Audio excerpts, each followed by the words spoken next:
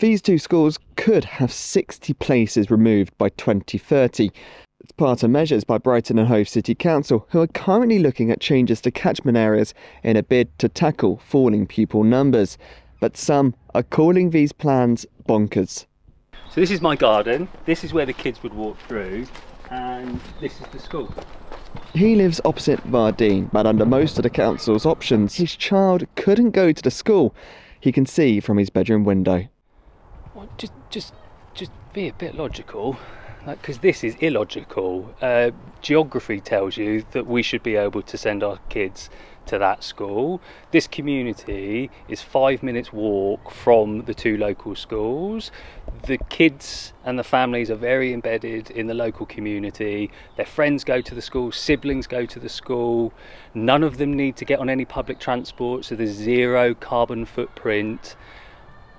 Why destroy that? His neighbours are all in a similar boat. Plans could now mean their children going to a school an hour away. There's now a petition to halt the engagement process.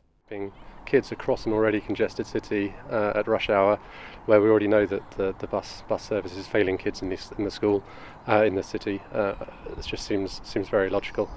Lots of people have been saying similar things from different parts of the city. This isn't just us here.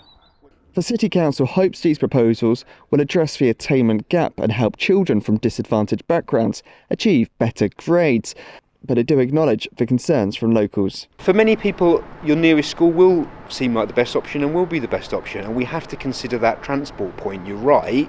What we haven't proposed this time, which is what previously councils have looked at, is having no catchments or citywide catchments. That probably would be too complicated in terms of the transport routes.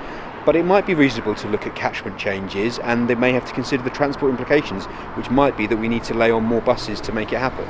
Any changes would have to go before a consultation, and a council decision would be likely. But for residents on Friars Road, they're calling for common sense to prevail. Gabriel Morris in Brighton.